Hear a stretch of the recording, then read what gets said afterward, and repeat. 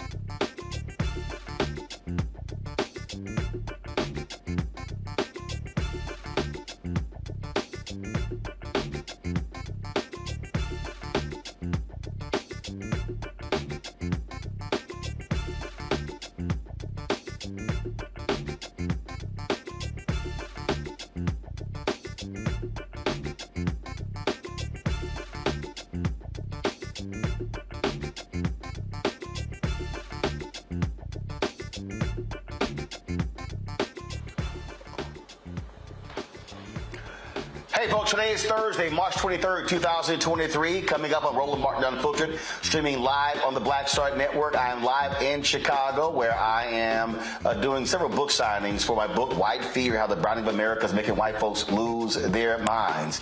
In the wake of George Floyd's death, many people all across the country, many corporations and cities, focus on diversity, equity, inclusion. Well, in Minneapolis, there's a huge fight brewing where a sister says the city has totally disregarded DEI. We're going to talk about what's going on there. We'll talk with her and the accusations she is leveling, showing a complete dismissal of the issue of diversity, equity, and inclusion. Manhattan DA is simply saying no to the House GOP, who wants him to testify.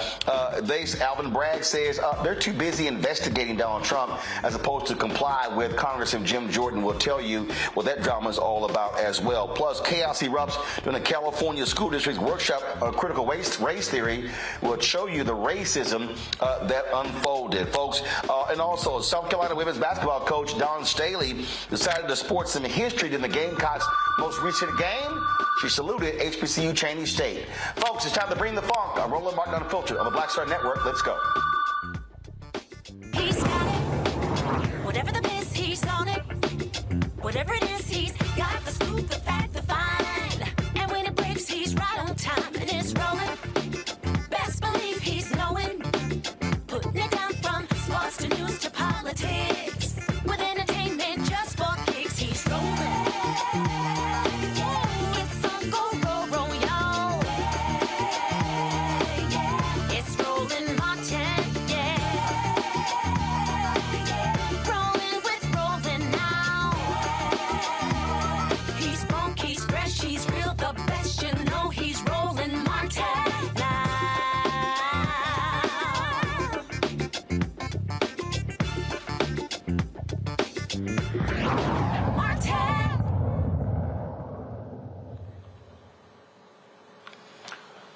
The death of George Floyd took place 3 years ago, folks, in the city of Minneapolis. And the person who was in charge of DEI, diversity, equity, inclusion there, says the city simply is ignoring the reality of racism there. Tyeastia Green, the former director of Minneapolis' Division of Race, Equity, and Inclusion and Belonging for the city of Minneapolis, says city officials there lack the commitment to address systemic racism under Minneapolis City Operations Officer Heather Johnston. Now, Green was hired in 2022, just 20 minutes before a news conference about Amir Locke, the black man who was killed by police attempting to serve a no-knock warrant.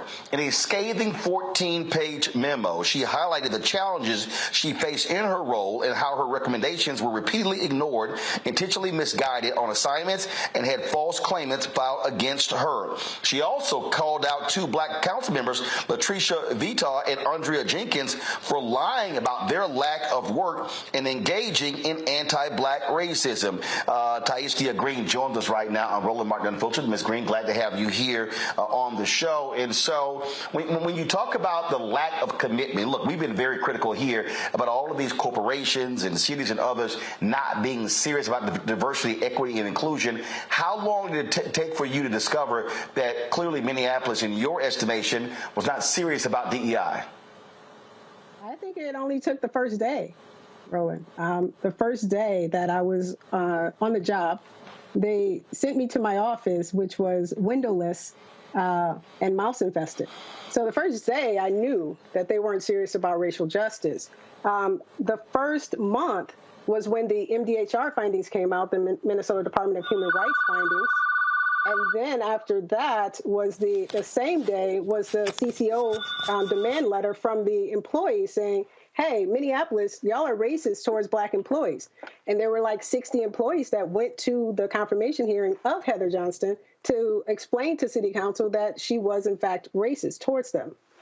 So it didn't take long at all.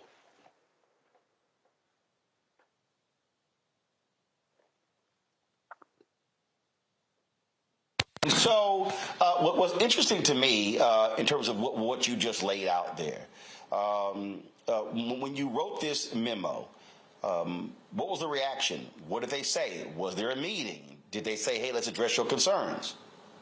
They didn't respond. I sent that memo on March 6th. And on March 13th, I got a call from Heather Johnston, my direct supervisor, saying that I would have to be unappointed or I would have to resign. I didn't hear from anyone that I sent that memo to. I sent it to. I'm sorry. What does unappointed means?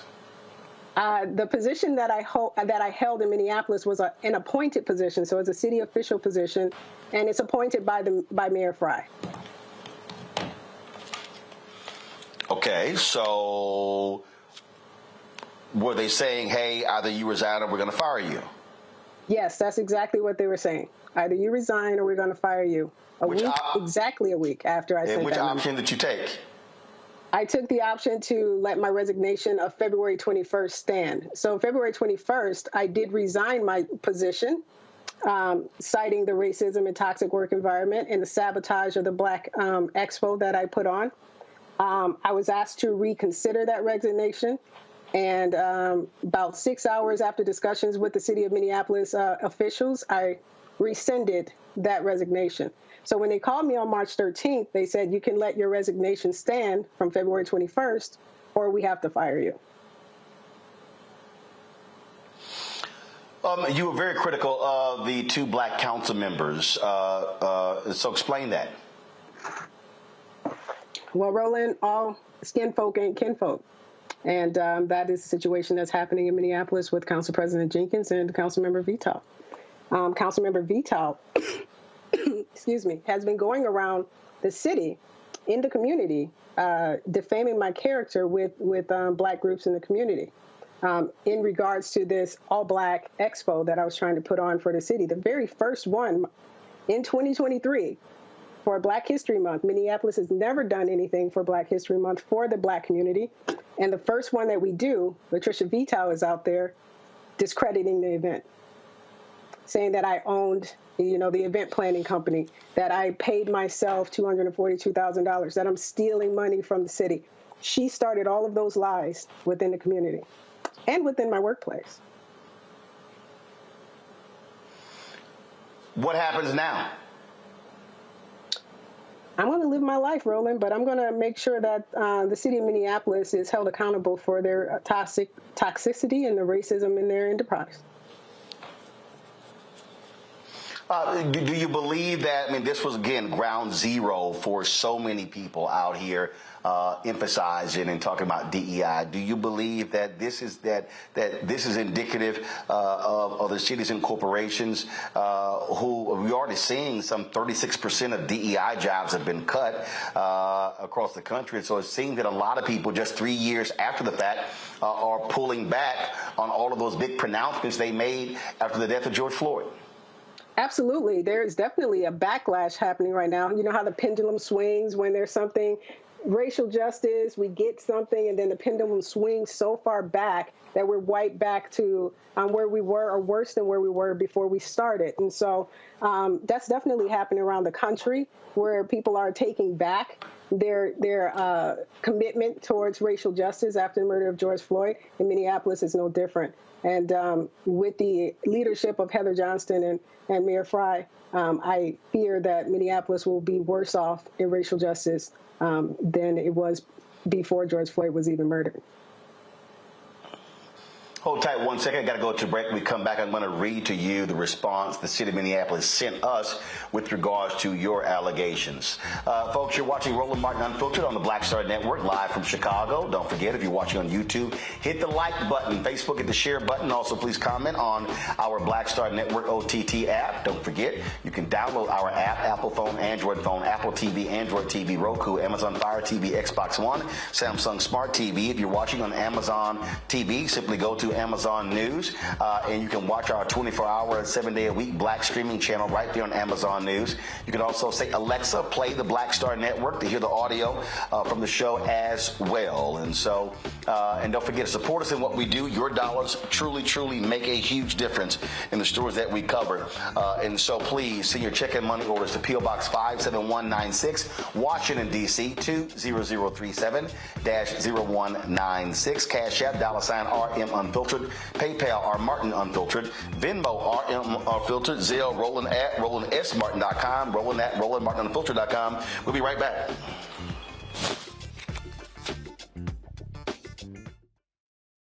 Hatred on the streets, a horrific scene, a white nationalist rally that descended into deadly violence. White people are losing their damn minds. As an angry pro-Trump mob storms the U.S. Capitol, we're about to see the rise of what I call white minority resistance. We have seen white folks in this country who simply cannot tolerate black folks voting. I think what we're seeing is the inevitable result of violent denial. This is part of American history. Every time that people of color have made progress, whether real or symbolic, there has been what Carol Anderson at Emory University calls white rage as a backlash. This is the rise of the Proud Boys and the Boogaloo Boys. America, there's going to be more of this. Here's all the Proud Boys, Dave. This country is getting increasingly racist in its behaviors and its attitudes because of the fear of white people. The fear that they're taking our jobs, they're taking our resources, they're taking our women. This is white fear.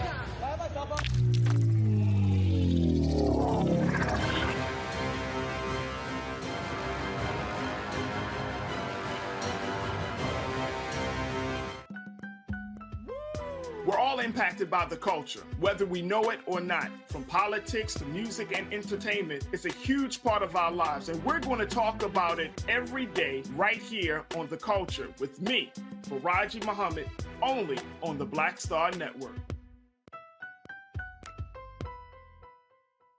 You want me to do something crazy, but I don't know what to do. I'd rather just sit here. I'm Chrisette Michelle, and you're watching Roland Martin, Unfiltered. I mean, could it be any other way? Really? It's Roland Martin.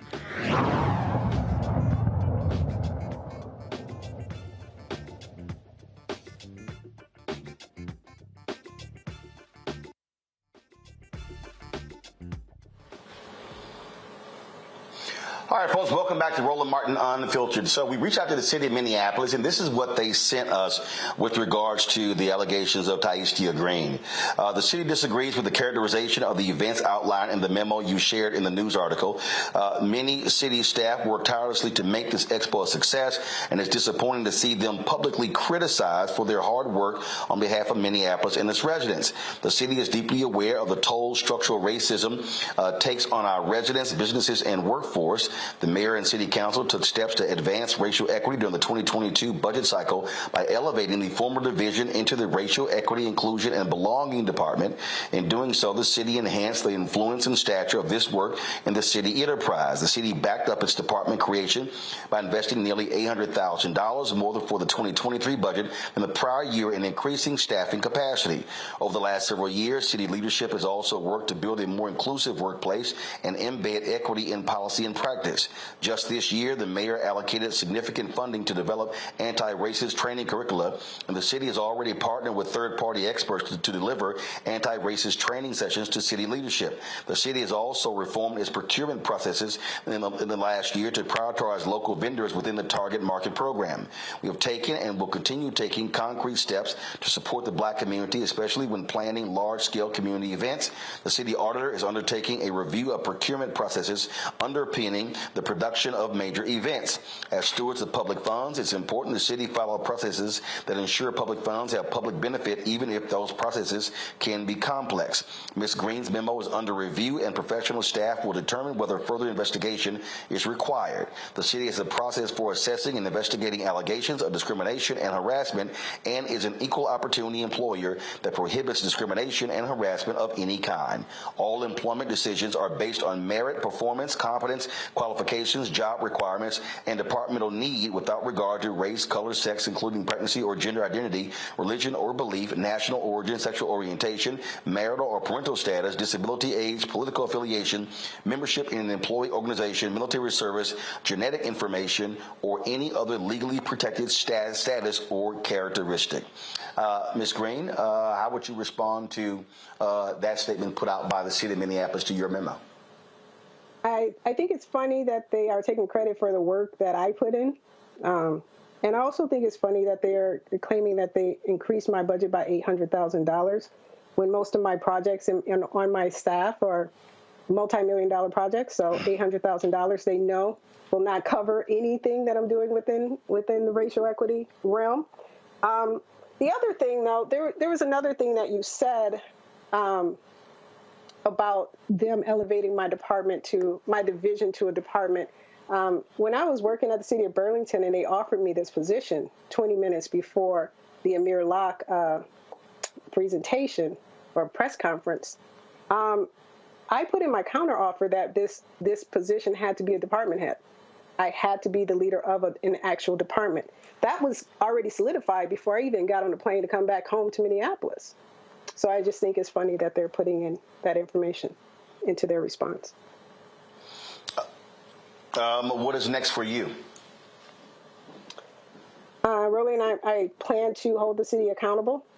I put this memo out as the leader of that department, as the expert in this city, to say what we are doing as an enterprise is wrong.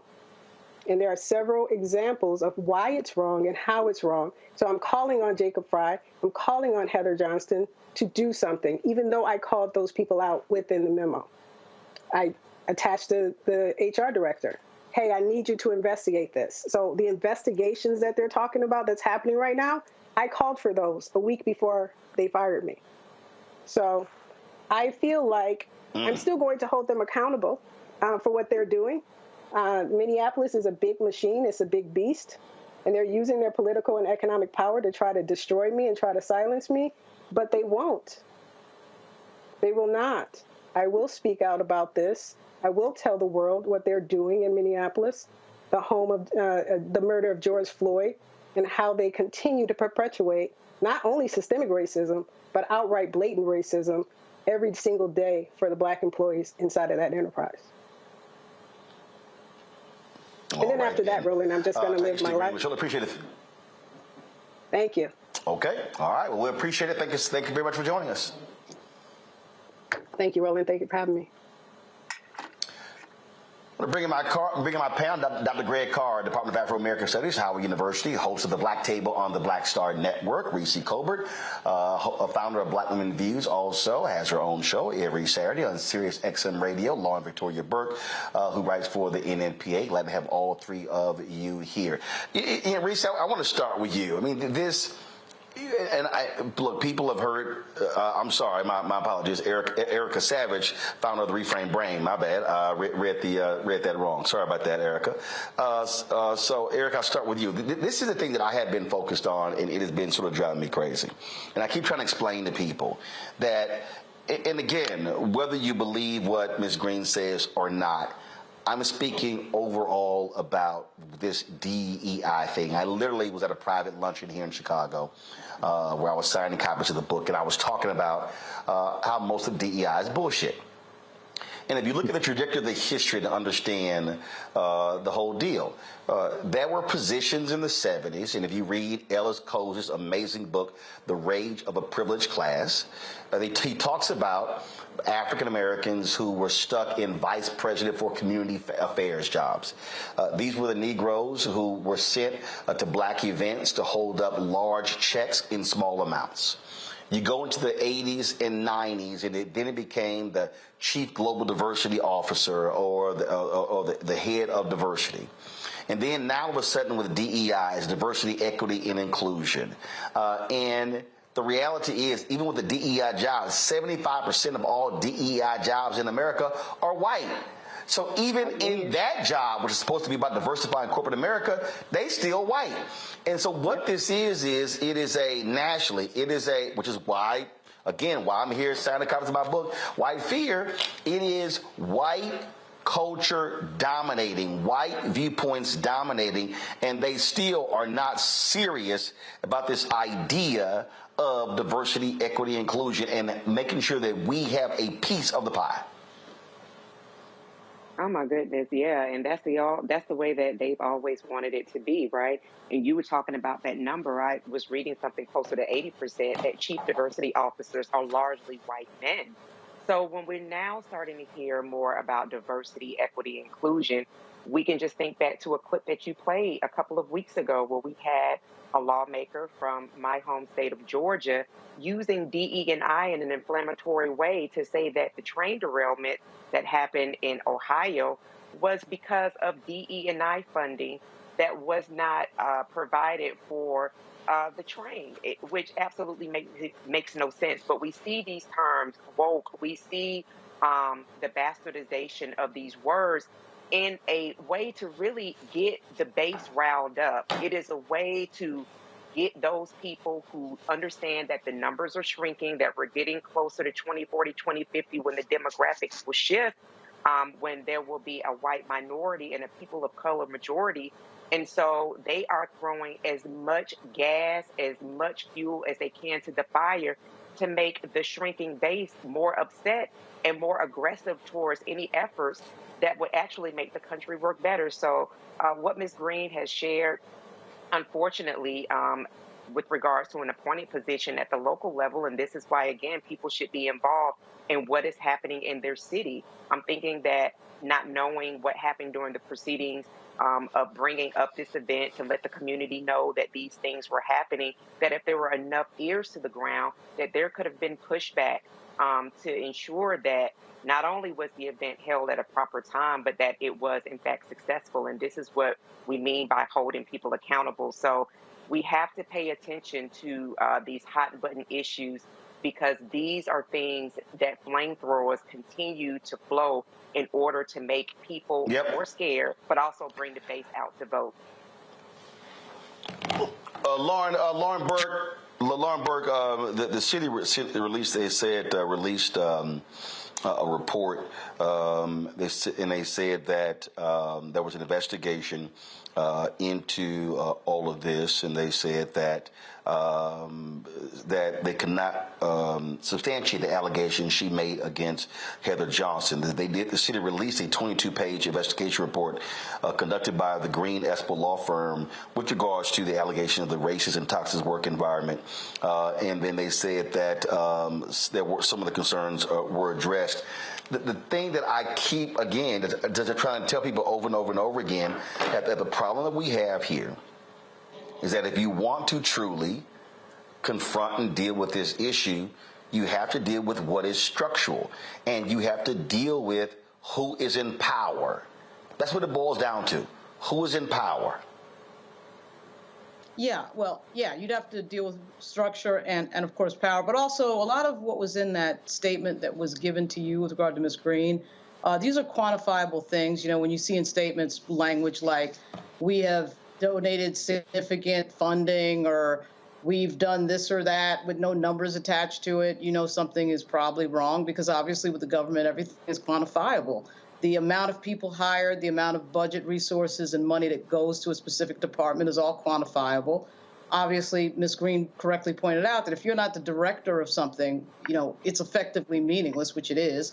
And of course, at most of these jobs in government, if you have no budget and you're not in charge of hiring and firing, then you're not really in charge of anything. So these DEI things are really just a PR move for the most part in a lot of these offices to be able to say that they can point to a certain office and say, we've hired this person, this is the DEI person, so we can't possibly be racist because we have the DEI person. Of course, none of that is true.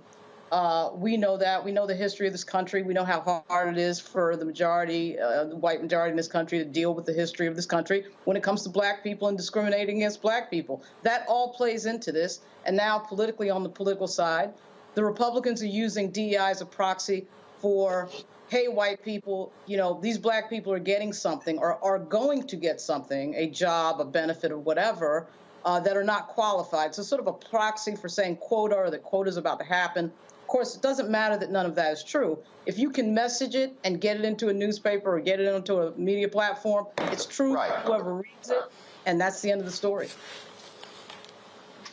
Hold on 1 second. I'm going to a break. We come back, Greg. I want to read for you. I made a comment on the LinkedIn page of the Chief Diversity Officer for PepsiCo today that you might find interesting, and I want to get a comment on that and this issue as well. Folks, you're watching Roland Martin Unfiltered, live from Chicago, right here on the Black Star Network. Back in a moment. On the next, A Balanced Life with me, Dr. Jackie, Re-Entry Anxiety. A lot of us are having trouble transitioning in this post-pandemic society and don't even realize it. We are literally stuck between two worlds, in purgatory. How to get out of purgatory and regain your footing and balance. What emotions they're feeling and being able to label them, because as soon as you label an emotion, it's easier to self-regulate. It's easier to manage that emotion. On the next, A Balanced Life on Black Star Network. When you talk about blackness and what happens in black culture, we're about covering these things that matter to us, speaking to our issues and concerns. This is a genuine people-powered movement. There's a lot of stuff that we're not getting. You get it, and you spread the word. We wish to plead our own cause. Too long have others spoken for us. We cannot tell our own story if we can't pay for it. This is about covering us. Invest in black-owned media. Your dollars matter. We don't have to keep asking them to cover our stuff. So please support us in what we do, folks. We want to hit 2,000 people, $50 this month, raise $100,000. We're behind 100,000, so we want to hit that. Y'all money makes this possible. Checks and money orders go to P.O. Box 57196, Washington, D.C. 20037-0196. The Cash App is $RM Unfiltered. PayPal is R Martin Unfiltered. Venmo is RM Unfiltered. Zelle is Roland at RolandSMartin.com. You want me to do something crazy, but I don't know what to do. I'd rather just sit here. Hi, this is Cheryl Lee Ralph, and you are watching Roland Martin Unfiltered. I mean, could it be any other way? Really? It's Roland Martin.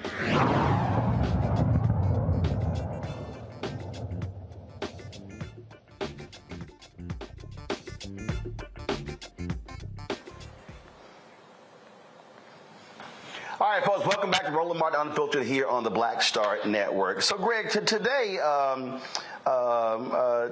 Tina Bagalki, actually it was yesterday, who was the Chief Diversity Officer at PepsiCo, posted this item on LinkedIn that I responded to. And it said, at PepsiCo, we're continuing to raise the bar on talent and diversity by being intentional. It was great to sit down with Simon Mainwaring to discuss our DEI strategy, partnerships, programs, and policies that help us build on our rich history. We are on a journey, and I'm hashtag PepsiCo proud of our work to advance this critical effort to ensure everyone at PepsiCo feels valued, heard, and supported.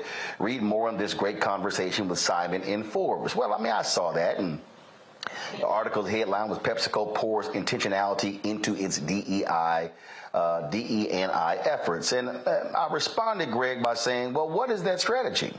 I've had zero success in dealing with PepsiCo. This is the same company that signed on as a founding sponsor of Quibi, along with many others, and they had zero metrics, no proven track record, and they shut down 6 months after they launched. Quibi sold out their $150 million inventory and had no data to show. PepsiCo would never give millions of ad dollars to a black-owned startup. All I've gotten is empty meetings with PepsiCo PepsiCo, and I have a proven track record, successful show, and the only black news and information digital channel. My frustration is echoed by many in the black-owned media space. We're tired of press releases, panel discussions, and social media posts. Success with DEI is judged by only one metric: direct deposits to help black-owned media scale up. I'll be happy to discuss this further with your team. See, Greg, I'm not into the performative. It's what are you doing? Where's our money? Hashtag where's our money? Hashtag black economic social justice. No, Roland, I mean, I think Lauren has framed this. This is all performance. When you say diversity, equity, inclusion, you're talking about performance. In fact, I don't know about maybe able to find it in a split second, but the most recent issue of Forbes magazine has Melanie Hobson on the cover, and it's talking about diversity and equity inclusion in the C-suites, in the corporate suites. And she's got a project that she has launched to increase that. Hey, that's great. Let me add very quickly, performance. How does that benefit the masses of black folk? When you start talking about a black-owned, black-run, black content, progressive, liberation-grounded black media unit, that's not something they're going to fund without pressure. And so, of course they're not going to respond to you. The only way they're going to respond to you is when we respond to you in enough numbers to scare them. They got scared 3 years ago. They got scared 2 years ago when people were out in the streets. And we know that Andrea Jenkins, who was the council chair there in Minneapolis, she was one of the 9 council members who voted to pledge to defund the police and use that money for public safety. Very quickly walked that back after, as Angela Porter, who's from that area, who's been on the black table many times, calls him crying Jacob Fry, the mayor of Minneapolis, who was so contrite in the wake of the George Floyd murder, vetoed a proposition to defund the police. And those council members had to, there he is, crying Jake. But again, they're not going to do anything you don't force them to do. Now, Sister Green, I think, is a victim of several things. Number one is activists typically don't get DEI jobs. She, as she mentioned, was in Burlington, Vermont for 2 years before she came home to Minnesota to take this job. And she left that job and in the wake of that said, she didn't feel supported in that job. Well, guess what, sis? No, you weren't supported. You weren't going to be supported. And so these same 2 sisters, Andrea Jenkins and Vital, who was on the board, on the council that she talked about in her memo, who voted to support that $435,000 investment in this festival, in this event, this Black History Month event that they had. Well, you're probably not good. You're not going to get any staff support to put it on. You're not going to get any support from the city because it's a window dressing job. But there are people in Minneapolis, small business owners who lost money, people in the community. My question would have been to her is, having been in a job like this in Vermont for 2 years, don't you know when you go in, you're not going to have any support? What is your strategy to connect with the people who are swinging with both fists in Minneapolis and in St. Paul and have been doing it for years? You got to have guerrilla warfare in these situations. You've given us the model. You're not waiting on these people to give you the advertising dollars, even as you implore us to support you so you can do that battle. Meanwhile, you do the work. You do the work. This is the thing I think we often miss in these diversity equity. To the point that Greg just made there, Erica, and it's simple. Pressure. So it's very interesting. Pressure busts pipes. Pressure creates diamonds. The reality is, none of this is going to change unless we understand we have to apply pressure. This is not about being nice. This is not about being wonderful. This is not about sitting here presenting resumes. It is going to be pressure.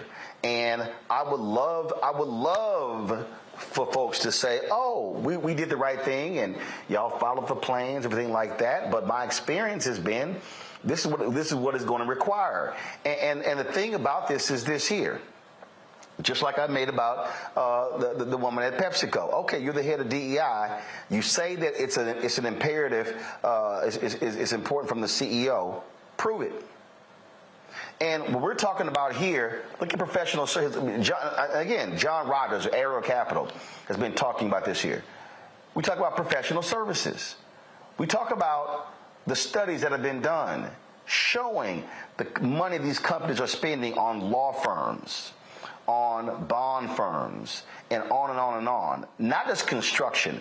They're spending millions upon millions, and we're getting locked out. And I keep saying to black people, we cannot be silent about it. And this is what I also keep saying to our black civil rights organizations, specifically the NAACP, National Urban League, Ribbon Sharpton's National Action Network, Rainbow Push Coalition, and all of them. I don't care who you are. When we are targeting corporations, business folk need to be leading the negotiations, and the civil rights groups operate as the allies, because the business folks, we think in terms of multiple millions and billions. So Wells Fargo recently announced a $50 million commitment or donation to the NAACP. If Wells Fargo is giving $50 million to the NAACP, Wells Fargo should be doing $5 billion in business with black businesses and black companies. I'm not trying to play small ball here, Erica. I'm trying to deal with numbers that could dramatically change our community. Yeah, and to Greg and Lauren's point, I think the key word is not only performance, but window dressing. And I think that we've seen this story enough, we've read about it enough to know how this goes. We saw how tech companies made lofty pledges right after the George Floyd murder, and we saw that many of those pledges went unfulfilled, but that's not a surprise. I've talked about this three-pronged effort, and you just touched on it, Roland. We have to have people that are on the ground. We have to have people that are in the ear talking to people in the community. We have to have the power at the ballot box. And then as trillionaires, we have to exercise our economic power to drive the direction of what the change is that we want to see happen. And until we're operating and firing on all those three cylinders, we're going to see more of the same. The game of disappointment should really be over. We already know what is going to happen. And so to have people continue to play these games, to play with our emotions, so to speak, is really at a loss for us, and it makes bigger business for other communities and institutions. So at this point, we are at a place where we have to make a decision as a community, as a people, as institutions, as enterprises, as Ms. Green put it. How are we going to go forward? Are we going to go forward bending to the almighty dollar, or are we going to walk forward in the power that we absolutely have through that three-pronged effort?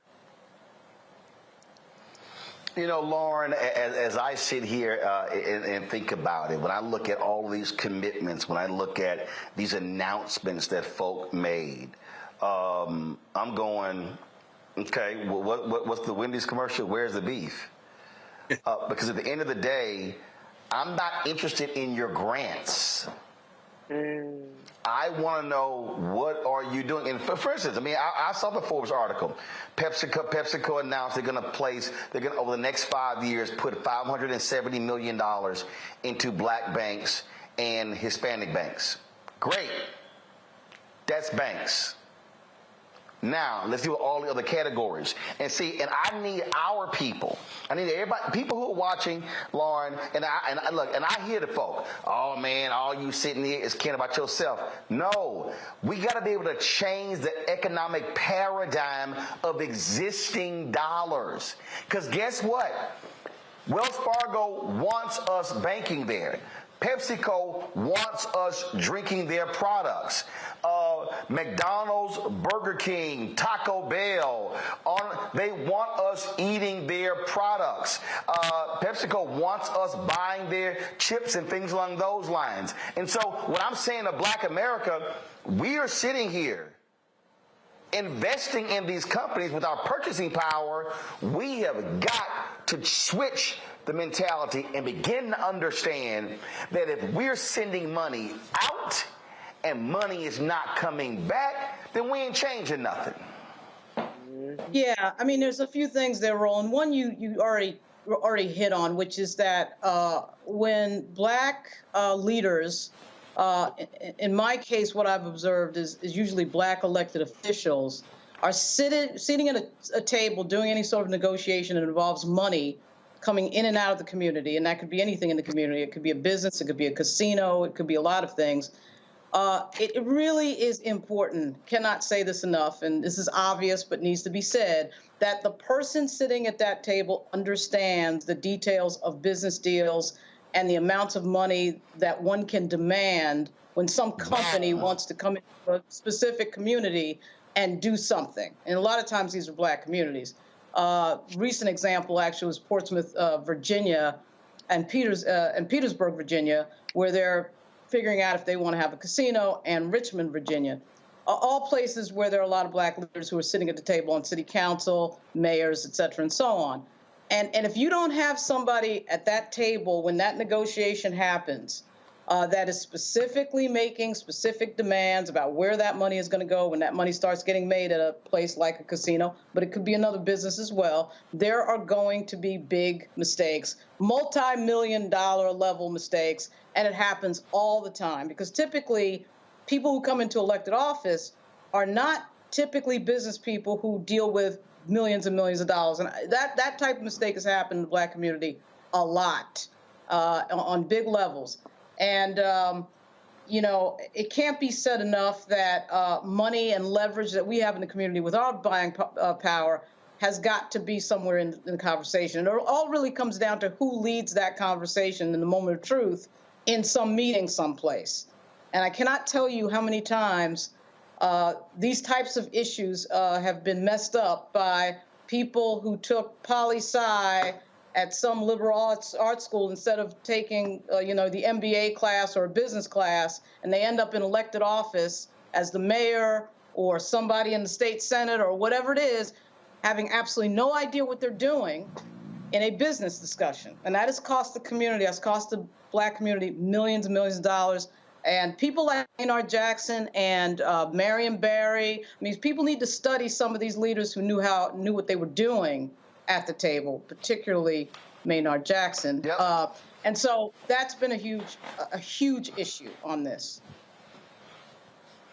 Hold on 1 second and go to a break. I want to come back and talk about this here. And I know folks who are watching, and somebody might be saying, man, it's a lot of other news to talk about. I'm going to say this again, and I want y'all to understand this. If you are not having a money conversation, you're not having an American conversation. You're watching Roland Martin Unfiltered on the Black Star Network. Coming up on the next Black Table, a conversation with Professor Howard W. French on his new book, Born in Blackness, covering 600 years of global African history and helping us understand how the world we know today is a gift from Black people. There could have been no West without Africa and Africa. That's on the next Black Table with me, Greg Carr, only on the Black Star Network. On the next A Balanced Life with me, Dr. Jackie, Reentry Anxiety. A lot of us are having trouble transitioning in this post-pandemic society and don't even realize it. We are literally stuck between two worlds, in purgatory. How to get out of purgatory and regain your footing and balance. What emotions they're feeling and being able to label them, because as soon as you label an emotion, it's easier to self-regulate. It's easier to manage that emotion. On the next A Balanced Life on Black Star Network.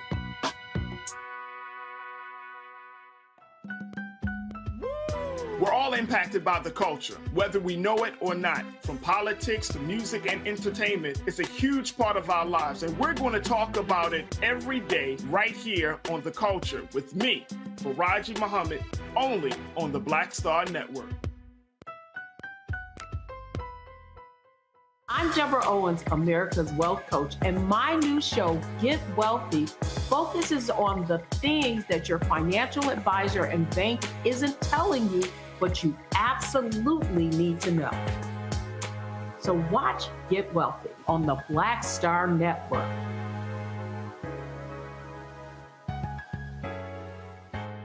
Hi, I'm Israel Houghton with Israel and New Breed. What's up, what's up? I'm Dr. Ricky Dillard, the choir master. Hey, yo, peace, world. What's going on? It's the Love King of R&B, Raheem Devon, and you're watching Roland Martin Unfiltered.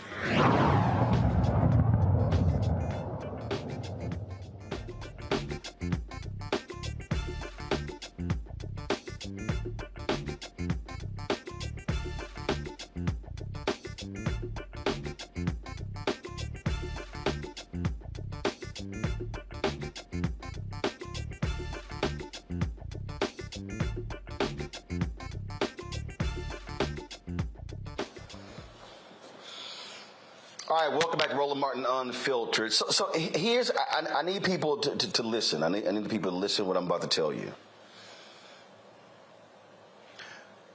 In the wake of the death of George Floyd, black institutions across the board saw a dramatic increase of donations. Black Lives Matter, $90 million. The NAACP, upwards of $150 million. $100 million to the National Urban League.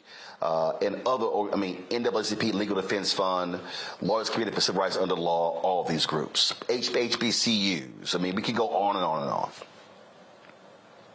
But I need people to listen to me when I give you some numbers. A lot of y'all got bent out of shape with the $90 million that was given to Black Lives Matter. Man, what they doing with the money?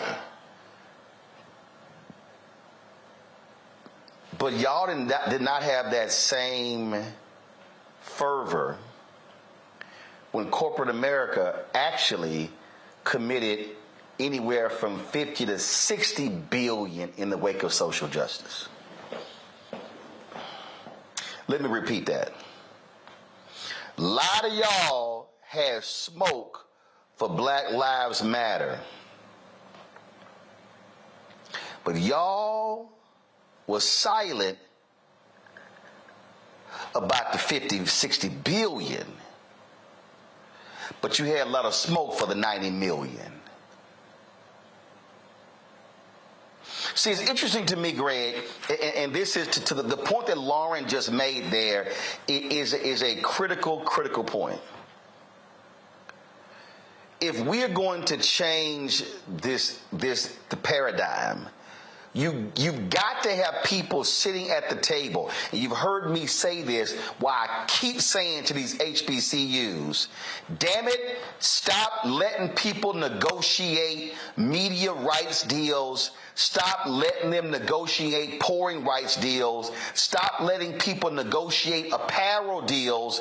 And all you end up with is merchandise and social media posts and not millions of dollars when Michigan, Texas, Texas A&M, Ohio State are pulling down crazy amounts of money.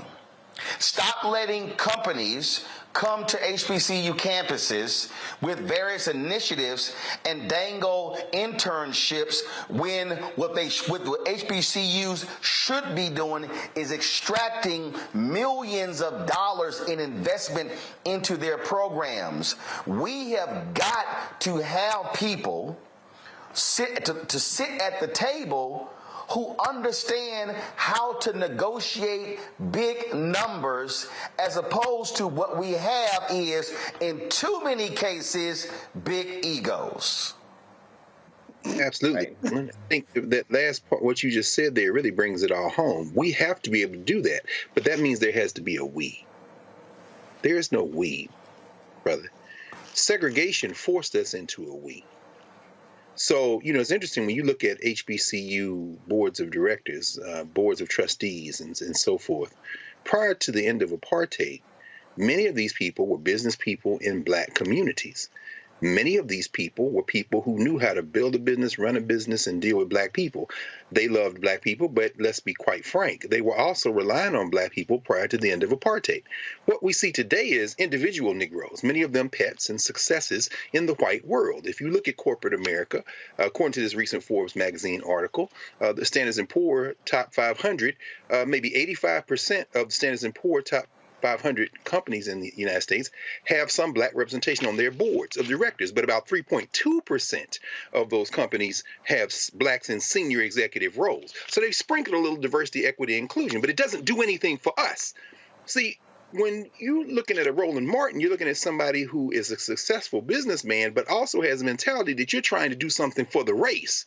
We can't make the assumption that these individuals are trying to do something for the race. Even when they're trying to do something for the race, they're doing it in a capitalist system. You're absolutely right. You're talking about America. You're talking about the world system. You're talking about capitalism. And guess what capitalism doesn't do? It doesn't do charity for people who might be an actual competition for it. So, I was talking to my students today about the WNBA. They were saying, the WNBA, why don't people support the WNBA? I said, have y'all ever heard of ABL? It said, no. I said, look it up. And in that room, what they found was there was a professional league where the owners were trying to make partners with the players and make them part owners and move this together. And David Stern and the criminal enterprise known as the National Basketball Association put the ABL out of business, even though they subsidized the WNBA for years at a loss because they could not afford to have an independent entity take away from their captive market. See, the American Negro loves their master. And because you love your master, you won't turn around and support something like Black Star Network, which means the people have to support it. Woodson taught us this lesson. I'll end with this. This is the Forbes magazine I was talking about with Melody Hobson on the cover. Capitalism for all. Well, guess what? That's an oxymoron. She says people talk about access to capital, but access to customers may be more important. Yeah, especially when you got individual Negroes trying to create beautiful graphics and loss leaders to bring our people into the white capitalist structure. And where is Melody Hobson's check for Black Star Media? Where is Robert Smith's check for Black Star Media? Where is, what's the boy's name that tried to flip the Civil Rights Act over? You know, the guy who's now bidding for BET with Diddy and Tyler Perry. What's his name? Oh, yeah, you're from Byron Allen. Where is his check? These people are playing capitalism. There is no we. But when they get in trouble, that's when they come for the we. We gotta. I don't give a damn if it's any black people in corporate America. If it's 3 of them there and nothing happens for us and all you're doing is creating shake your jingle leg jingles so that a few more Negroes can give up the last 3 cents in their pocket to Pepsi and Target and everywhere else, then we don't need you. What we need to do is support our own. And if you're not supporting us in these diversity, equity positions you get yourself in, I agree with you, Lauren. Turn your back on them. We have to organize. This is a very different kind of capitalism because capitalism don't get you. And this is also why these black folks are sitting on these boards of directors. Why are you there? Right. Black folks fought for you to get these positions, but what are you doing while you are there? Why are we having to beat the door down to get black-owned media advertising when every single one of these boards has a black board member? They should say that is my mission sitting on this board. And let me address the point because John talks about this notion of access to capital versus access to consumers. Y'all, this is real simple. Roland doesn't need access to capital. Let me say that again. I need everybody to listen to what I'm saying. We are in the black. We are profitable. I don't want a loan. Come on, brother. I want contracts. See, if I get contracts, I don't need loans. Loans, I gotta pay back. If I get contracts, then I'm still able to pay folk. Y'all, if we get more contracts, we don't need lines of credit. The lines of credit simply allows us to be able, if the company is going to be paying on a 180-day term, 6 months, well, the line of credit allows me to pay my expenses while the money is coming in. The problem, contracts. And that's, if y'all want to understand why we keep having all these other conversations what's happening in Black America, it's because we are being frozen out of the economic pie. And so they want access to black consumers. They want access to black pocketbooks. They want access to black minds. They want to hire black people to be creative to produce the ad. Listen, I'm going to say this again. They want to hire black people to create the ads to get black people to buy more things, but they don't want to run the same ads that black people create on black-owned media. So please, you tell me what that is called. We call that sharecropping. Mama. They understand that. They understand who's in charge. Y'all understand.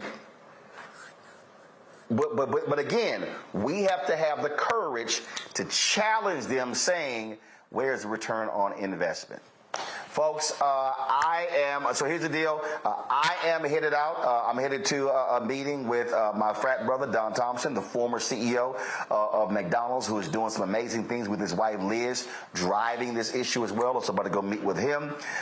We've got a lot of other things that are happening. Greg Carr is going to take over the second hour of the show, folks. Don't leave. We got lots more to talk about. Greg, Erica, and Lauren going to be here, hold it down. And so I'm doing double duty here. And so y'all keep watching the Black Star Network right here. We're going to keep educating. We're going to keep trying to tell y'all, because everything I'm laying out to y'all ain't nothing but hard, cold truth. And the reason they don't want to fund black-owned media, because they don't want this conversation to be had to the masses.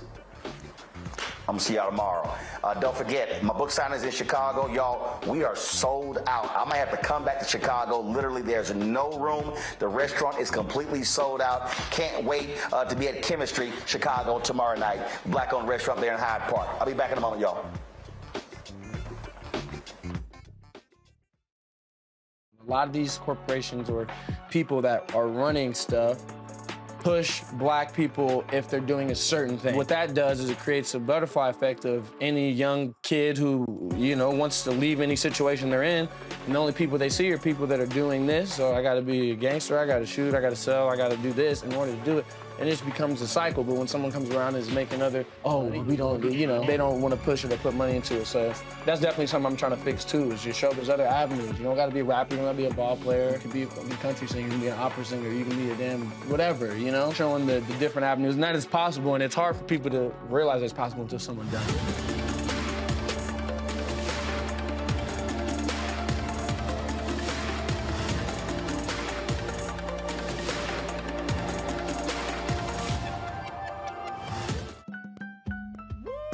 We're all impacted by the culture, whether we know it or not. From politics to music and entertainment, it's a huge part of our lives, and we're going to talk about it every day right here on The Culture with me, Faraji Muhammad, only on the Black Star Network.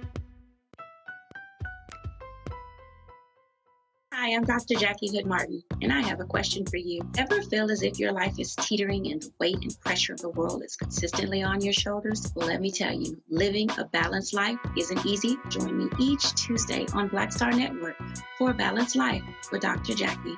We'll laugh together, cry together, pull ourselves together, and cheer each other on. So join me for new shows each Tuesday on Black Star Network, A Balanced Life with Dr. Jackie.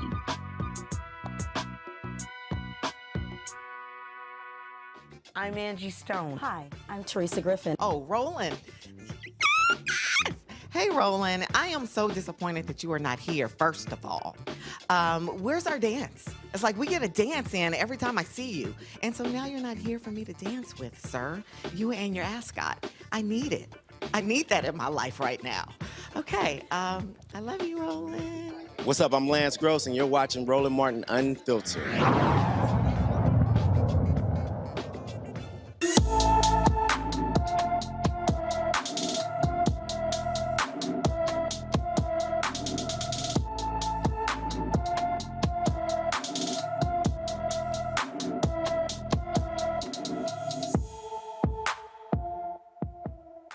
In our Black and Missing segment tonight, we are talking about Tevin Powell. Tevin Powell disappeared from his Louisville, Kentucky home on September the 18th, 2022. The 16-year-old is 5 feet, 6 inches tall, weighs 160 pounds, with black hair and brown eyes. Anyone with information about Tevin Powell should call the Louisville, Kentucky Metro Police Department at 502-574-7111. Let's turn our attention to the state of New York. In fact, more specifically, the Isle of Manhattan, and a brother who is making headlines because he's just doing his job, Alvin Bragg, who is, of course, the district attorney in Manhattan. The Manhattan DA's office tells 3 House GOP committee chairmen to stay in their lane.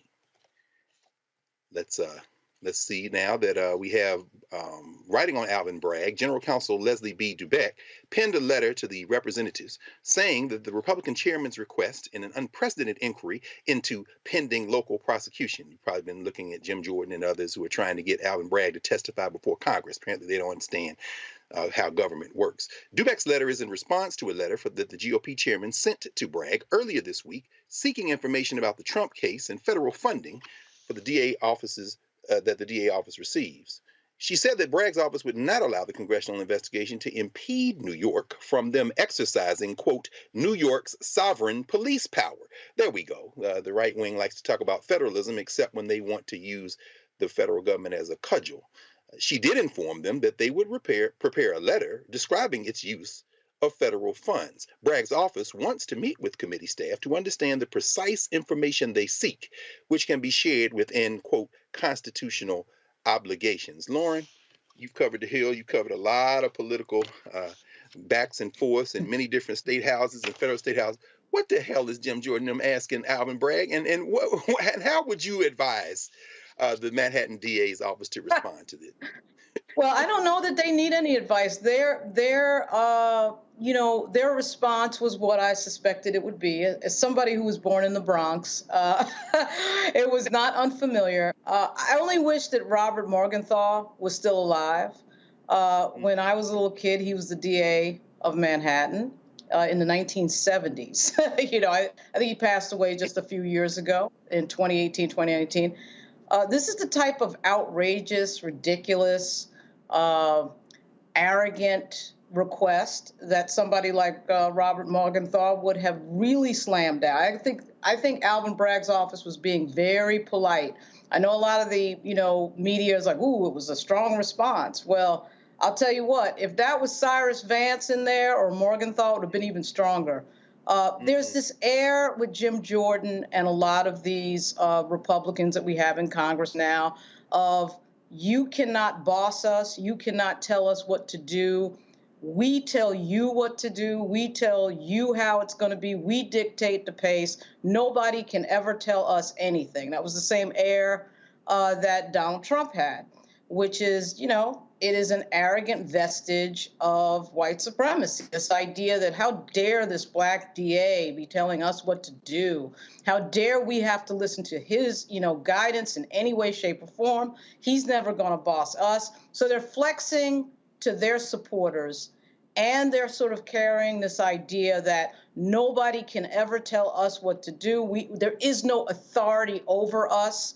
We get to tell Alvin Bragg to come hither. It is all complete nonsense. Complete, unadulterated, clear nonsense. And they'll do it until somebody slaps them down, which is typically a court or another lawyer or somebody else in authority that understands this is all nonsense.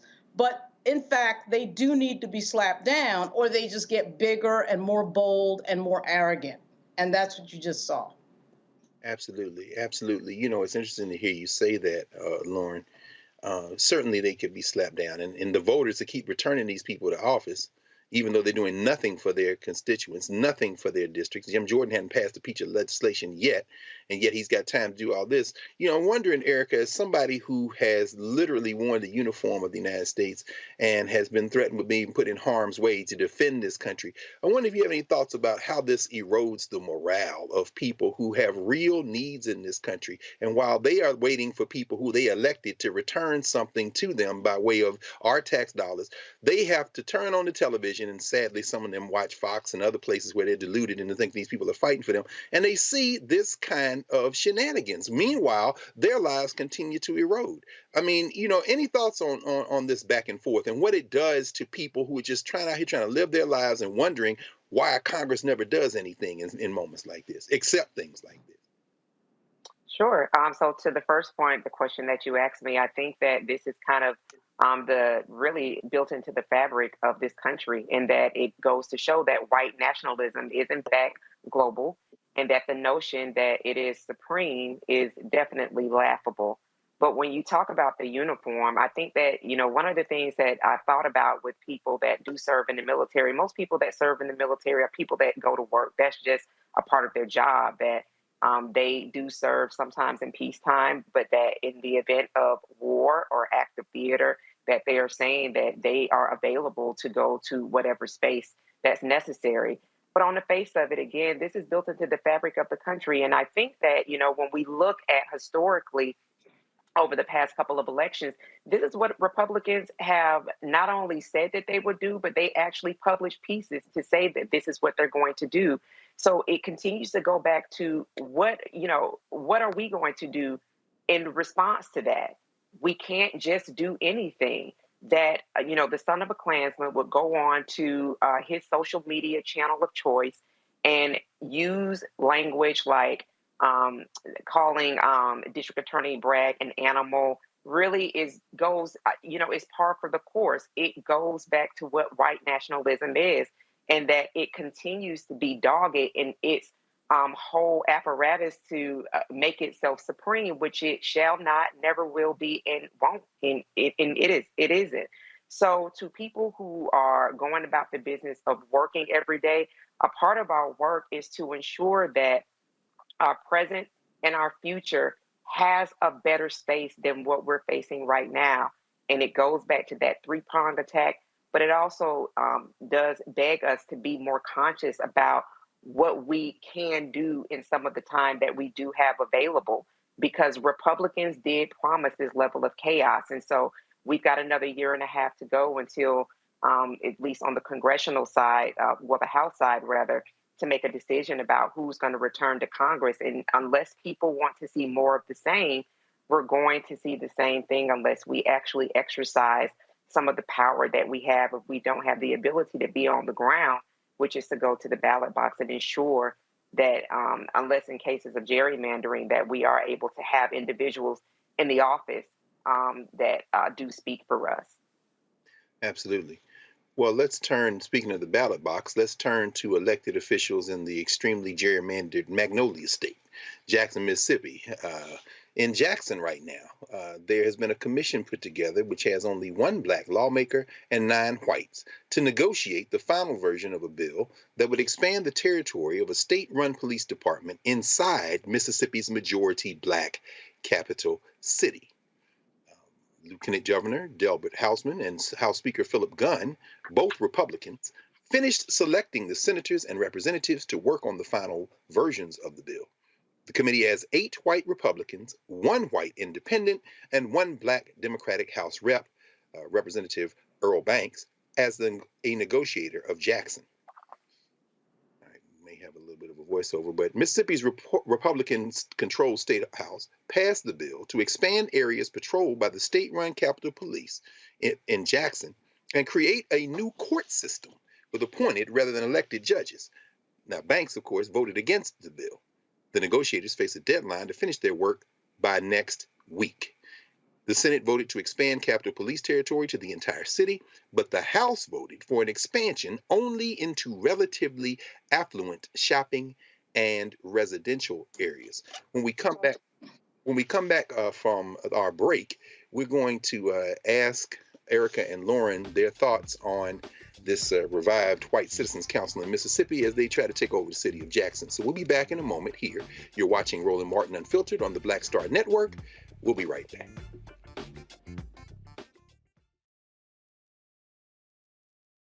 Folks, Black Star Network is here.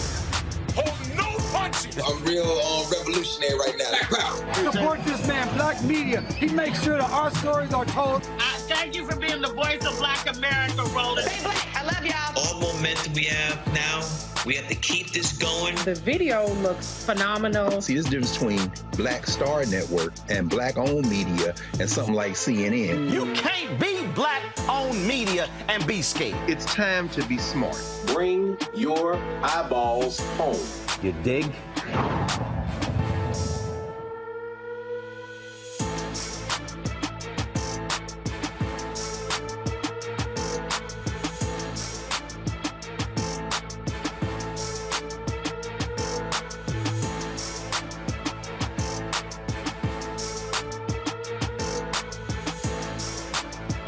Coming up on the next Black Table, a conversation with Professor Howard W. French on his new book, Born in Blackness, covering 600 years of global African history and helping us understand how the world we know today is a gift from Black people. There could have been no West without Africa and Africa. That's on the next Black Table with me, Greg Carr, only on the Black Star Network. I'm Bishop T.D. Jakes. How y'all doing? It's your favorite funny girl, Amanda Seals. Hi, I'm Anthony Brown from Anthony Brown and Group Therapy. What up, Lana Well, and you are watching Roland Martin Unfiltered.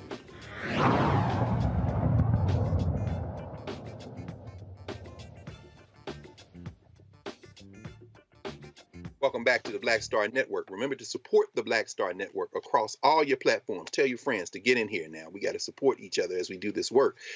We just left the state of Mississippi. You know, this has been the station and the network that has covered this story more than anywhere else. We've had the mayor of Jackson on, Chokwe Lumumba, have had city council people on, have folk organizers who are on. Erica, thinking about this question of Jackson, and now they've put this commission together. Of course, they were trying to get at the federal dollars for the water to fix the water, and now here they are trying to create their police force inside the borders. Any thoughts on the implications of this kind of extreme measure of creating an insular white police force to guard the white neighborhoods, and then a civil court where they can get involved in other things, perhaps even like taking land or whatever else they want to busy themselves with in Jackson, Mississippi? Yeah, white nationalism. I'm glad you mentioned the White Citizens Council because I thought about that, after the landmark Brown v. Board of Education. And so you saw segregation is becoming very active, white nationalists.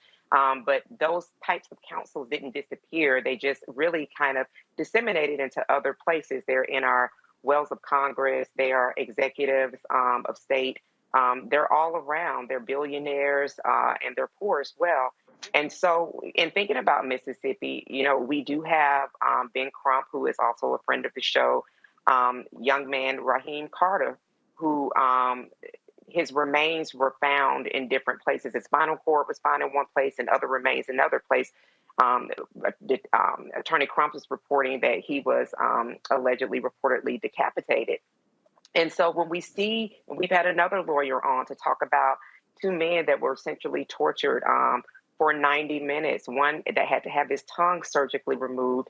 And in effect that both of those men who were African-American men, who are African-American men, were found to be dating white women. So we continue to see these atrocities that seems like something that could have been out of the 19th, 20th century and times before that are still happening. And it is because of Roland has laid out in this book, White Fear. We've been talking about this shrinking white minority.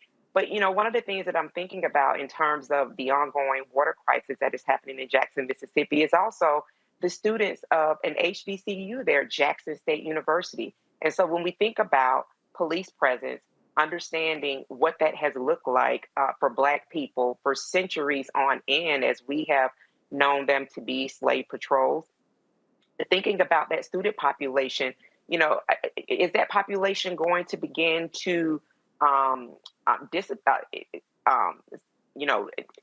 disintegrate? Are we going to see Jackson State not be what Jackson State has been in the past because parents are in fear of sending their children there? Raheem Carter was a 25-year-old young man who ran to the police for help in fear of white men that were following him. So, as we look at Mississippi, and looking at it in what it is doing, it is also spreading a message. It is telegraphing a message of what a lot of people are wanting to see across these United States of America. So I think that, as we continue to report on these stories, talk about these stories, these are things that people should be, no matter where they're living, what part of the country, as Malcolm X said, everything below the Canadian border is the South. No matter what area of the country that we find ourselves in, these are things that we should be looking at and being very, very concerned about seeing these things replicated in our specific areas. Absolutely. And it's funny you say that. I mean, parents worried about safety. We heard Mayor Lumumba say that, Jackson State does not have its own water system, whereas they have created water systems for the hospital, for the district where the state house is in Mississippi, all this being apartheid. And then there's the class element, Lauren. It's interesting in the reports that we've been reading. Representative Banks, who was on the commission, said, I've heard from doctors, I've heard from lawyers, I've heard from retired people. People want more protection than they have now. How does class play a role in this? How does starving the city of resources? Jackson Police Department is terribly overburdened and short-staffed. I mean, how can we govern in a black city surrounded by these white legislators who've just decided they're just going to run amok until, as you said in the previous story, somebody stops them? How do we move through this and make some progress? It's really difficult, particularly in Mississippi, because Mississippi is one of the poorest states in the United States. It's like 20% of Mississippi is below the poverty line. I'm really surprised that a lawsuit hasn't straightened some of this out over the years. That never seems to happen. The allocation of resources is obviously based on some sort of racist paradigm, and everybody can see it. You know, when you have in Mississippi, 38%, almost 40% of the population is black, but in Jackson, it's like 80% black. And so it's a pretty amazing thing. I thought one of the most interesting things that you said in the read, in the open to the story that they're demanding, is this idea of appointed but not elected judges.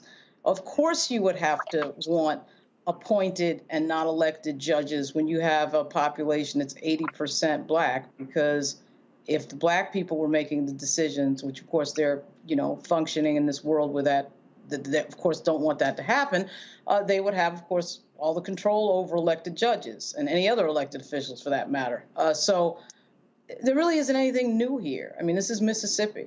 This is the Mississippi of the 1920s, the 1930s, the 1800s. I mean, it's the same Mississippi it's always been. And other than the words from Nina Simone's song, Mississippi Goddamn, coming into my head, I really don't have that much of an answer for it. It just is. I've only been to Mississippi. I've been to Mississippi a few times, just going to Tunica for Benny Thompson's retreat. But other than that, I don't know too much about Mississippi, other than the history that we all know, the reality that we all know, that has been some of the worst realities for African Americans in the United States, something that is never completely faced, something that is never completely looked in the eye of. And the way it's going, we don't seem to be getting too much closer at getting them to look in the eye of their own history. So it just repeats itself. As I don't need to tell Dr. Carr, it repeats itself. No. I mean, I think you're right, Lauren. I mean, I've been to Mississippi many times. I love flying into Medgar Evers Airport and sitting in the history. You're surrounded by it, and we know that history isn't in just books. The people fight.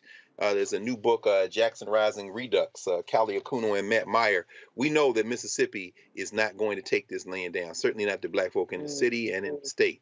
Another sister who has been on these airways many times, Rukia Lumumba, the sister of Chokwe Lumumba, the mayor. Of course, their parents, of course, Nubia and Chokwe Lumumba, who were the previous mayor. There will be lawsuits. There will be fights. In fact, both of them are lawyers. In fact, Chokwe and Rukia. Let's move to another battleground for a few minutes. We're going to go out to California. This is actually, since we've been talking about Mississippi, the South in my tongue would pronounce this Temecula Valley, but it might be Temecula Valley. But at any rate, it's in California, and we're looking at critical race theory. We just saw what happens when black people speak publicly about critical race theory, and we also know that conservatives are trying their best to erase black history for the last few years. In fact, they've coined banned critical race theory, or as they might call it, CRT, which is not taught in grade schools, by the way, as their rallying cry. Well, during this year's Conservative Political Action Conference, also known as CPAC and some other names we won't repeat here, one woman clarified what she thought should be taught in schools. Well, and I get very aggravated because I notice the folks who push CRT do not seem to take the time to teach about Frederick Douglass, who was a great black founding father. They have erased the work of early black people in this country. Frederick Douglass, Harriet Tubman, many of these things, we're not taught about them and their full capacity. Right. So what we need to do is we need to get rid of this CRT nonsense and start teaching more about what Harriet Tubman, Frederick Douglass, John Brown, the person who stole the Confederate ship, W.E.B. Du Bois, Marcus Garvey, Malcolm X, Martin Luther King, Farrakhan. I mean, you know, the list goes on. The list goes on. It's crazy. It is a robbery of both black and white children to not teach that history, because black children should be knowing that there were great black leaders that they can identify with. And it's like none of these kids know who Marcus Garvey is. Yeah. Exactly. Now, while we're letting that percolate, and our ally there doing the best he can, it's Du Bois, as Dr. Du Bois often reminded, not Dubois. And the guy he couldn't name was Robert Smalls, who stole the ship the Planter in South Carolina and sailed that Confederate ship. Of course, came back as a congressman. But while we're letting that percolate, and maybe we'll get both of yours comments after the break, I want to put this one on the table in the spirit of that. That wasn't from California. That was from CPAC a couple of weeks ago here in the DMV. But in California, there was a brother who spoke up at a critical race workshop and was removed. Chaos and confusion, in fact, erupted during a California workshop about critical race theory. A black man who attended the workshop decided to speak up during the event to share his dismay with the board's decision to ban CRT when it's not even taught in their classrooms. Dear Temecula Valley School Board, I am writing to express my deep disappointment and disapproval of your recent decision to bring in a panel of so-called experts on critical race theory, CRT. It is widely recognized by the vast majority of experts that bringing CRT into the K-12 classroom is just as outlandish as bringing calculus to the first grade classroom. Neither idea is viable or credible. Therefore, it is asinine to ban CRT when it isn't even taught in any K-12 classroom in the United States of America. Your continued blatant, willful ignorance of the black experience in this country is not only shameful, but also detrimental to the education and growth of our children. As Frederick Douglass once said, I say it with a sad sense of disparity between us. I am not included within the pale of glorious anniversary. Your high independence only reveals the immeasurable distance between us. The blessings of justice, liberty, prosperity, and independence bequeathed by your fathers are shared by you, not me. The sunlight that brought light and healing to you has brought stripes and death to me. This 4th of July 30 seconds. Is yours, not mine. You may rejoice, but I must mourn. It is disappointing to see people who have a problem with history being taught. It is not Ruby Bridges who has a problem with history being taught accurately. It is the people who threw rocks at a 6-year-old. It is for trying to simply go to school whose grandchildren might learn and see their pictures and recognize their faces as they were throwing rocks at this little girl instead of taking progress. Thank you, Dean. Thank you.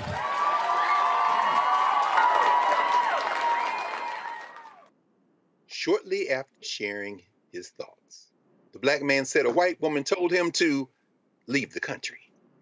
That's when Joseph Komorowski, the school board president, gave him a warning instead of asking the woman to leave. The black man was escorted out of the building. His removal was met with booze, and many called for the white woman to be removed instead. Now, do we probably should go to a break and come back and maybe we'll watch the video and get some response, or should we?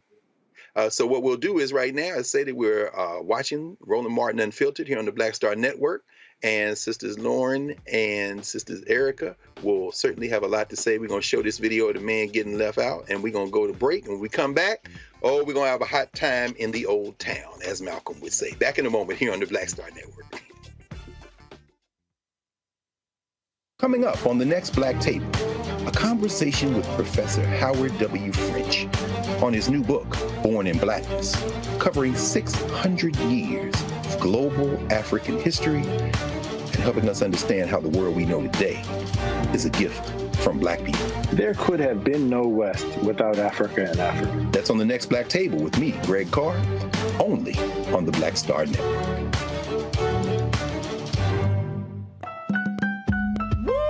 We're all impacted by the culture, whether we know it or not. From politics to music and entertainment, it's a huge part of our lives, and we're going to talk about it every day right here on The Culture with me, Faraji Muhammad, only on the Black Star Network. I'm Deborah Owens, America's Wealth Coach, and my new show, Get Wealthy, focuses on the things that your financial advisor and bank isn't telling you, but you absolutely need to know. So watch Get Wealthy on the Black Star Network.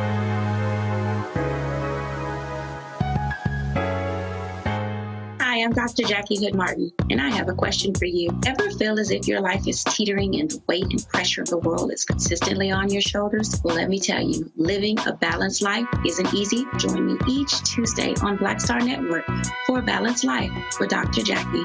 We'll laugh together, cry together, pull ourselves together, and cheer each other on. So join me for new shows each Tuesday on Black Star Network, A Balanced Life with Dr. Jackie.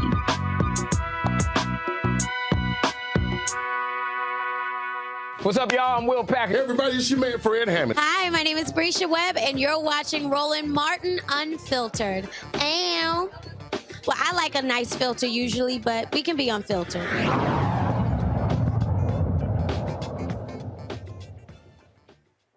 Welcome back to Roland Martin Unfiltered here on the Black Star Network.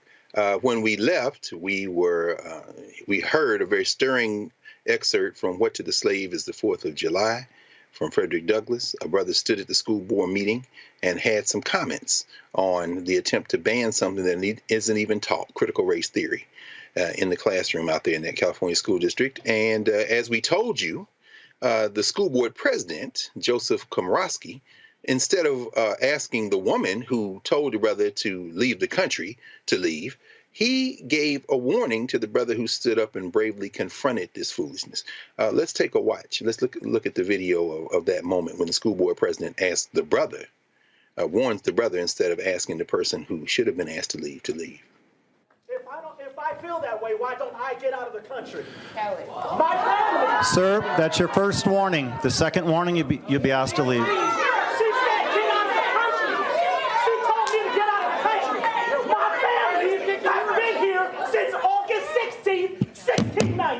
Sir, that's enough.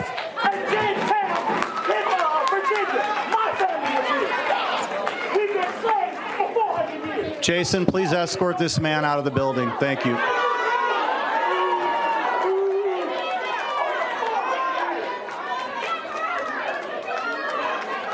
If you would like, the whole auditorium can leave. That's the way we're going to conduct. Joe, that is Joe.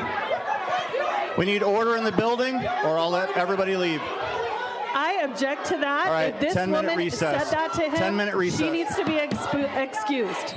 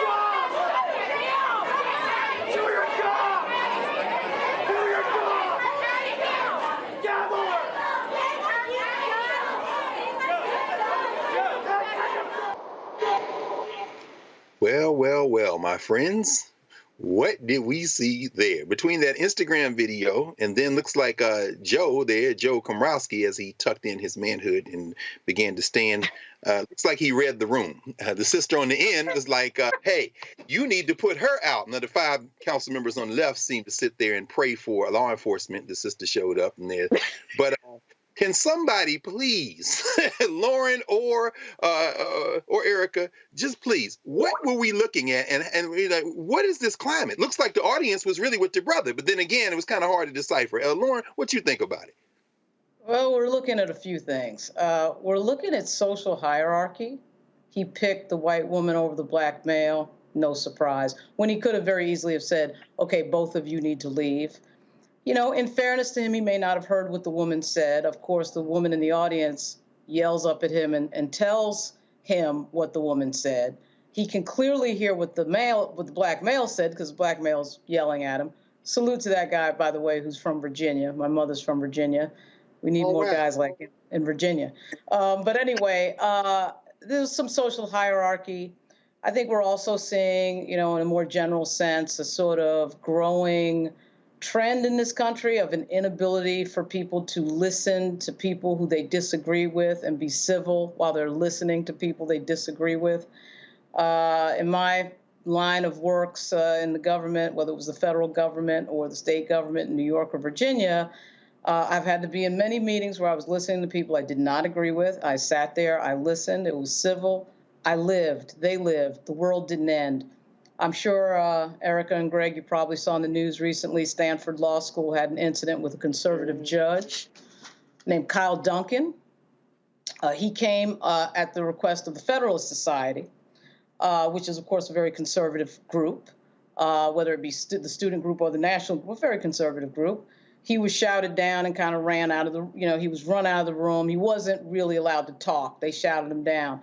I'm not a big, you know, fan of the Federalist Society. I thought it was totally wrong. I think you're in school to hear people's opinions. You know, you're in school to learn things. You shouldn't feel so sensitive about somebody who may disagree or hearing somebody who may disagree vehemently with that you can't hear it. You know, there's that famous scene, Eric and Greg and Malcolm X, where Malcolm X is coming out of the school. I don't know whether that's real or not, whether he probably did, I'm sure, address many colleges and universities. But I thought it was interesting, and the white woman comes up to him and says, you know, what can I do as a white woman who believes in justice? And Malcolm, you know, Denzel Washington playing Malcolm turns and says nothing. I don't know if that ever actually happened, but I thought to myself looking at that scene and also thinking about the James Baldwin video. I think he's at Oxford, and he has that famous argument with William F. Buckley. You know, Baldwin basically beats Buckley at that argument. Everybody's listening, everything's cool.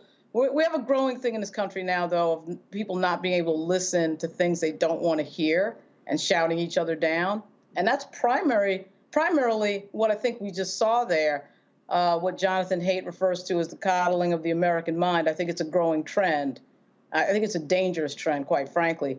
Even in cases where, you know, people are saying things I don't agree with, I do think it's dangerous, particularly in academia. But this is a school board meeting. We're seeing this level of contentiousness in these school board meetings.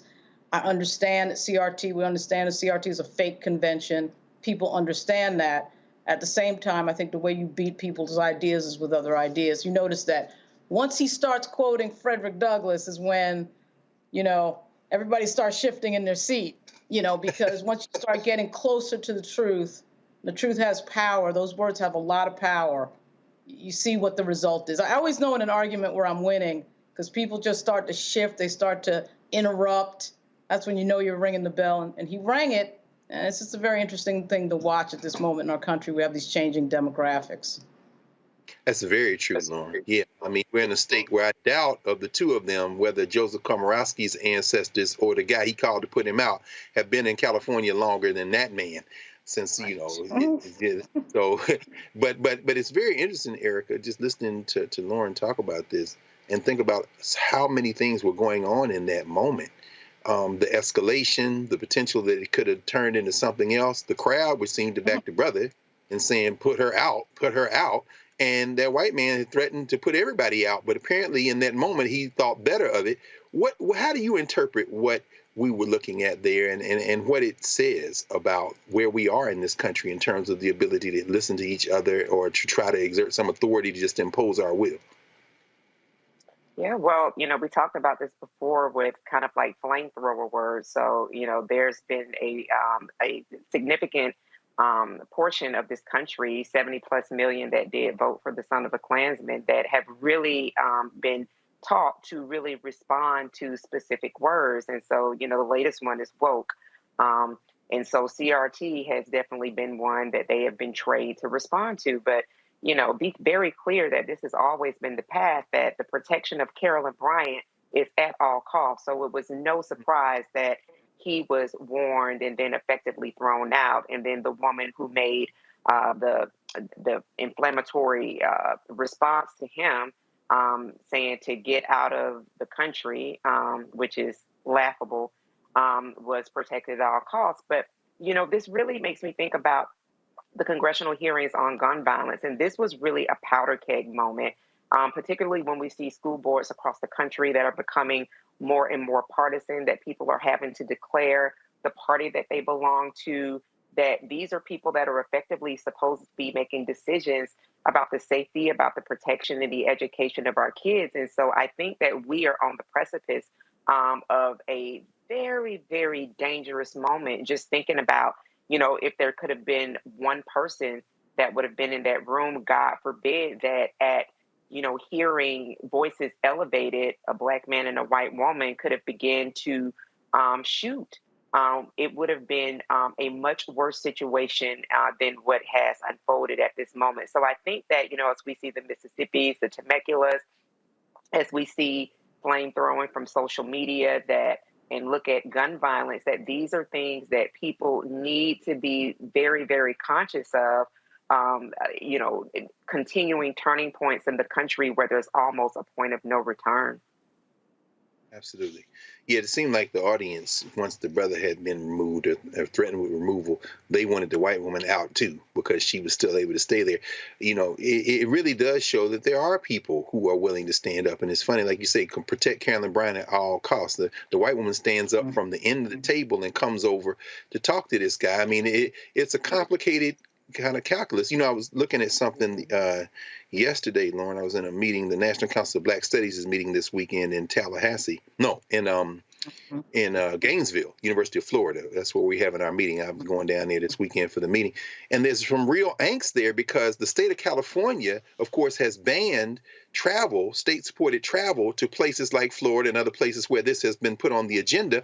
But one of the things that's upsetting is young Black kids in California schools who want to take HBCU tours because the state is threatening not to reimburse them for these tours, and now they can't go to these campuses that they want to go. Any thoughts on how this CRT war may impact even in terms of federalism and trap people who are in some of these states from being able to engage in the kind of face-to-face dialogue that might ultimately prove beneficial?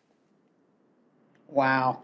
I mean, that's where we get into a space where I think talking about boycotting and, one of the languages that these people understand, and I'm sure DeSantis will understand it, is money, But Florida, of course, is so dependent on tourism and people visiting the state that there's got to be a pathway in there. There's got to be a discussion about, I think anybody just floating the discussion would probably do it, particularly if it was one of our major civil rights groups. And I understand that our civil rights groups, for the most part, are owned by corporate interests. I mean, we understand that.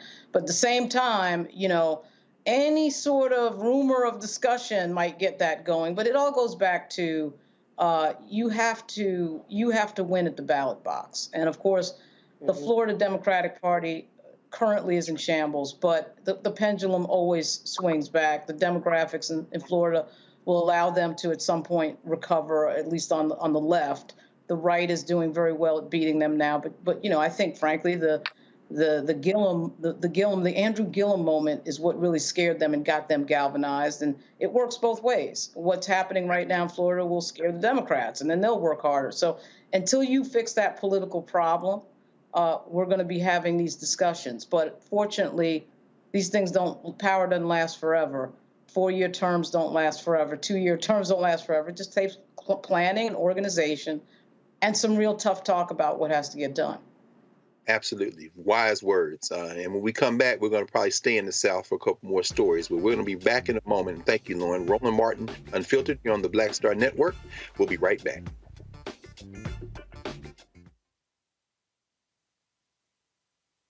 hatred on the streets. A horrific scene, a white nationalist rally that descended into deadly violence. White people are losing their damn minds. As an angry pro-Trump mob storms the U.S. Capitol, we've seen We're about to see the rise of what I call white minority resistance. We have seen white folks in this country who simply cannot tolerate black folks voting. I think what we're seeing is the inevitable result of violent denial. This is part of American history. Every time that people of color have made progress, whether real or symbolic, there has been what Carol Anderson at Emory University calls white rage as a backlash. This is the rise of the Proud Boys and the Boogaloo Boys. America, there's going to be more of this. Here's all the Proud Boys, guys. This country is getting increasingly racist in its behaviors and its attitudes because of the fear of white people. The fear that they're taking our jobs, they're taking our resources, they're taking our women. This is white fear.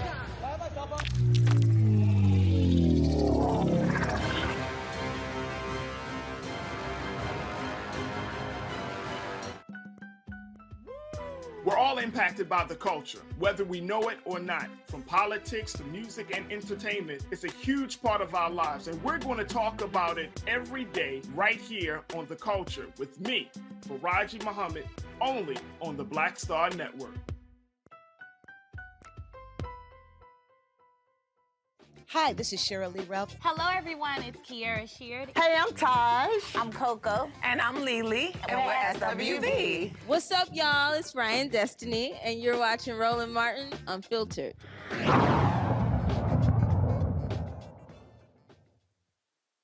Welcome back to Roland Martin Unfiltered here on the Black Star Network. Remember to support the Black Star Network. Tell your friends, your family, wherever you are in the world watching this over-the-top streaming network. We're going to stay in the South. We're going to bring in Tennessee. We're going to bring in Georgia. We're going to bring in, by proxy, Alabama. And we'll probably even name check South Carolina. Let's do these in rapid robin fashion. And then we'll get Erica and Lauren to comment on any of the stories that resonate with them. First, from Tennessee. From the state of Tennessee, a FAMU graduate did her undergraduate at FAMU and did her doctorate, her MD in Ohio, is about to become Vanderbilt's first black woman neurosurgery resident.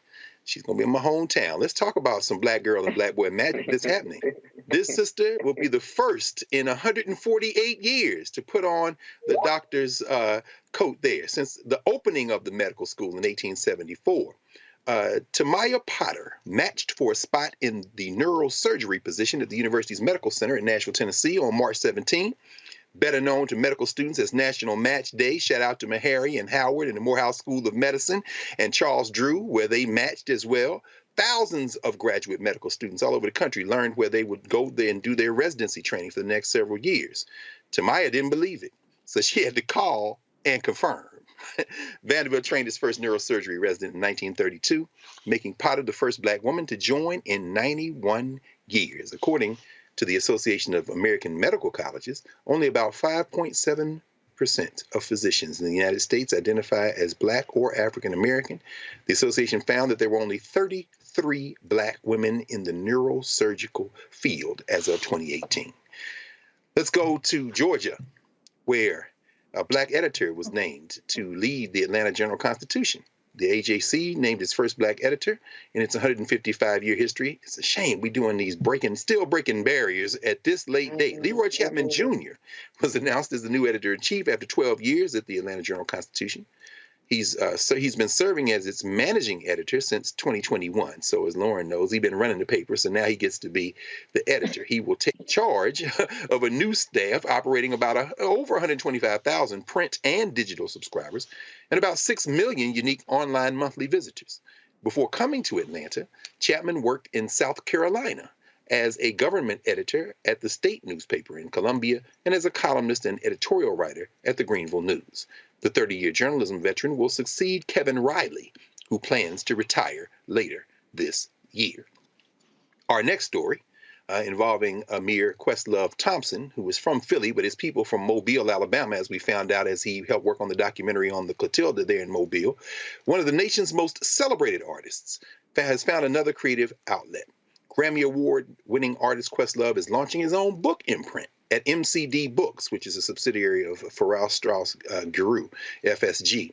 Named in honor of the late artist Prince, our books, as in that bird call that Prince and Morris Day and them used to do, will feature a mix of fiction and nonfiction that ranges from memoirs to books about music, history, and business.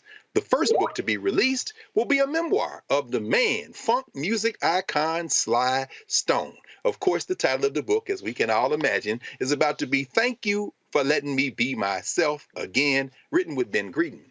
Next year, Questlove and Greenman will team up for another book, Hip Hop is History, an examination of hip hop's first 50 years. Questlove has already written several books on his own, including Mo Better Blues, Creative Quest, and Music is History. He also has a children's book on the way. Sisters, we're going to put one more conversation in the rotation, and this is coming from the current coach of the champion South Carolina women's basketball program, Philly's finest, the great Dawn Staley. We probably all saw her walking up and down the sidelines with a Cheney University jersey on last week. South Carolina women's basketball coach Dawn Staley decided to sport that jersey as some history in the Gamecocks' second-round March Madness game against South Florida. Staley wore this white and blue, number 44 Cheney University jersey. Of course, not only is Cheney the nation's oldest historically black college and university, in 1982, its women's basketball team became the first and only HBCU to reach the Final Four of the NC2A tournament, ultimately falling to Louisiana Tech in the national championship game. Shout out to, of course, the great all-time coach of that team who went to Iowa and then Rutgers, Vivian Stringer. She was the women's basketball coach, and next door, John Cheney was the men's basketball coach at Cheney at the time. During the post-game interview, Dawn Staley was asked to explain why she wore the jersey. I think we got some sound. I'd rather have her tell the story if y'all don't mind, if y'all got it teed up. Yes, ma'am. Your Cheney jersey. And today, where you got that, and why you decided to rep them today. I just got this jersey. Somebody texted me and said they wanted to send. One of my friends texted me and asked me if I wanted a jersey. They didn't really ask me to wear the jersey. And I was, of course. I mean, I like the jersey. I like what it stands for. I like that it's a Coach Stringer who just had her a birthday on March 17th. Yolanda Laney, who wore this, not this jersey, but she's from Philly, grew up, she actually started leagues for us. Like when I was younger, we played in something called the DBL, and she was very much a part of creating that league to give younger players an opportunity to just come together and play in the summertime. So fond memories of that. I mean, Cheney State was the only HBCU to make it to a Final Four, and for them to be led by Coach Stringer, who opened doors that now I walk through. I mean, it was a truly honor to wear this jersey and to represent them. Sisters, I'm going to ask for you all to have any comments on any of those stories. I do want to mention, of course, as we know, that when South Carolina won the national championship a couple of years ago, as we saw, Dawn Staley cut down the net and took a piece of that net and gave it to every black woman coach who was coaching right now, including that young sister at Ole Miss who just won her game, because she said Carolyn Peck, when she won, became the first black woman, of course, to win the national championship. When they cut the net down, she sent her a string of it. And I should mention one other thing before I ask Eric. Maybe I ask you first, and then ask Lauren to comment on any of the stories. I want to mention, of course, congratulations to my friend and our sister Yolanda Pierce, who is currently the dean of the Howard University School of Divinity. She will be also going to Vanderbilt. It was just announced yesterday. She's about to become dean of the Divinity School at Vanderbilt University. So they're gonna get some good old black theology, my friend Yolanda Pierce. So, any thoughts on any of those stories, Erica? I'm so glad that we are ending the show in Black brilliance, because that is exactly who we are. But we see, it's been 91 years since there had been a neurosurgeon in Vanderbilt's history. When we look at, the AJC's history and having their first Black editor, it is not because we have not qualified. We are, in fact, the blueprint. And that this is really more of a mark on the history of this country, and that through every level of oppression, that our seeds still rise.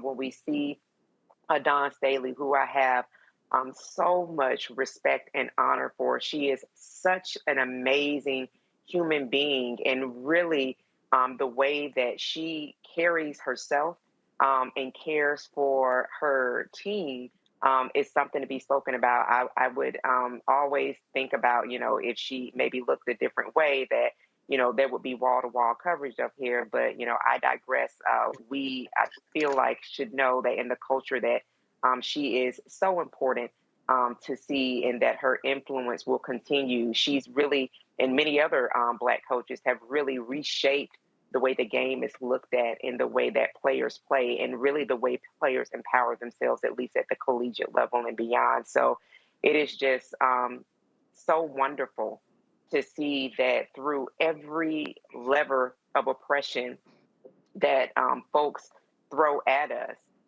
that still the seeds rise. So it's just wonderful to end the show on such Black brilliance. Absolutely, absolutely. And while you mentioned Dawn Staley, Erica, it reminded me, as an adopted Philadelphian myself, we can't, I'd be remiss if I didn't shout out Dobbins High School, Dobbins Tech, which of course is her alma mater, also the alma mater of Hank Gathers, who we also remember. So Dawn Staley got nothing but love from Philadelphia. So Lauren, and then I was thinking about, comment please on any of the stories. I was thinking particularly about that AJC story, because what are we talking about when you put somebody as a captain of a ship when the print media doesn't seem to have figured out where it's going? I mean, please, anything on any of the stories, but I just thought about you as we were thinking about that, because I know it's tough times out there for regional and local media. Very tough times because of Google and Facebook stealing all the ad money, basically monopolizing all the ad money. Yes. But that Leroy Chapman story is a big thing. 155 years, the Atlanta Journal-Constitution is 155 years old. I think the Washington Post is 157 years old, never had a Black editor. They passed over Eugene Robinson, and in my view, passed over Kevin Merida, who's now the editor of the LA Times. So to see Leroy Chapman be at the top of the Atlanta Journal-Constitution, which is a storied paper, of course, in Atlanta, the Mecca, and that's a really amazing thing, because it's rare, very rare, that a Black person is controlling the content of what goes on one of these platforms. I mean, the Washington Post right now doesn't even have a Black person on their editorial board. It's a 8-person, I think, editorial board at the Post. And the city that some have referred to as Chocolate City, still majority Black, though barely. And so for Atlanta to do this is huge. I mean, it is huge. I cannot tell you, as somebody who's been, I worked at USA Today and ABC News, you get in these bigger newsrooms, and the higher you get, the whiter it gets, and usually the maler it gets. There is a woman who is a top editor at the Post and at Associated Press right now. But there's never been a Black person in charge at the Associated Press or the Washington Post. The New York Times has actually done it, I think, twice, right? But even that isn't really, I mean, I think this guy, just looking at him, I don't know Leroy Chapman at all. I'll probably meet him at some convention, whatever. I don't know him at all, but I got to tell you, I'm sure he put in the time there to get to that position, because it ain't easy. It ain't easy at all. So that's great to see that. It's very interesting. Let's see what direction he goes to paper, and see if he's kinfolk. We'll find out pretty soon. So that's right. I know that's right. Well, we're going to wind ourselves to a close tonight. And of course, as always, it's such an honor and a pleasure to be with both of you, with Lauren Victoria Burke and Erica Savage. And thank you all, everybody in the control room, So we're going to end here, because you all made sure that nothing collapsed, and you are, as always, the backbone of the Black Star Network. So join us again tomorrow here on the Black Star Network for Roland Martin Unfiltered, and we'll see everybody tomorrow. Everybody stay safe. Folks, Black Star Network is here. Hold no punches. I'm real revolutionary right now. Support this man, Black media. He makes sure that our stories are told. I Thank you for being the voice of Black America, Roland. Stay black. I love y'all. All momentum we have now, we have to keep this going. The video looks phenomenal. See, this difference between Black Star Network and Black-owned media and something like CNN. You can't be Black-owned media and be scared. It's time to be smart. Bring your eyeballs home. You dig? Pull up a chair, take your seat. The Black Tape with me, Dr. Greg Carr, here on the Black Star Network. Every week, we'll take a deeper dive into the world we're living in. Join the conversation only on the Black Star Network. Hi, I'm Dr. Jackie Hood Martin, and I have a question for you. Ever feel as if your life is teetering and the weight and pressure of the world is consistently on your shoulders? Well, let me tell you, living a balanced life isn't easy. Join me each Tuesday on Black Star Network for A Balanced Life with Dr. Jackie. We're all impacted by the culture, whether we know it or not. From politics to music and entertainment, it's a huge part of our lives, and we're going to talk about it every day right here on The Culture with me, Faraji Muhammad, only on the Black Star Network. I'm Deborah Owens, America's Wealth Coach, and my new show, Get Wealthy, focuses on the things that your financial advisor and bank isn't telling you, but you absolutely need to know. So watch Get Wealthy on the Black Star Network.